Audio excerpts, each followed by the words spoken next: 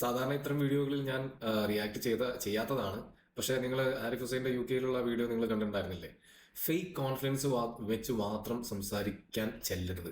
അപ്പോൾ അവിടുന്ന് കൃത്യമായിട്ടുള്ള മറുപടി കിട്ടുമ്പോൾ ഇതായിരിക്കും അവസ്ഥ. പിന്നെ അവിടുന്ന് അങ്ങോട്ട് ഒഴിഞ്ഞു മാറാനും പറ്റില്ല. ആര് പറയുന്നതെല്ലാം കേൾക്കേണ്ടി വരും. ഒരു ലാംഗ്വേജ് ട്രെയിനർ എന്ന നിലയിൽ ഒരുപാട് ആളുകളെ ഞാൻ പഠിപ്പിക്കുന്നുണ്ട് കമ്മ്യൂണിക്കേഷൻ സ്കില്ലിനെ കുറിച്ച്. അപ്പോൾ അതിനെ അഭിസംബോധന ചെയ്തിട്ട് ഞാൻ സംസാരിച്ചില്ലെങ്കിൽ അത് ഞാൻ എൻ്റെ ജോലിയോട് ചെയ്യുന്ന ഒരു അനീതിയായിരിക്കും. അതുകൊണ്ടാണ് ഞാൻ വീഡിയോ ചെയ്യുന്നത്. അതായത് പലരും വിചാരിച്ചിരിക്കുന്നത് ഉച്ചത്തിൽ സംസാരിക്കുക, ഒരു തരം ഫേക്ക് കോൺഫിഡൻസ് കാണിക്കുക, ഒരു പ്രത്യേക ടോണിൽ അങ്ങോട്ട് സംസാരിച്ചാൽ എല്ലാം ശരിയാവും എന്നാണ്. എന്നാൽ അതൊരു അബദ്ധമാണ്. നമ്മുടെ കയ്യിൽ കൃത്യമായ അറിവും അത് പ്രസന്റ് ചെയ്യാനുള്ള സ്കില്ലും ഇല്ല എങ്കിൽ ഇത്തരം വലിയ അബദ്ധങ്ങളിൽ നമ്മൾ ചെന്ന് ചാടും.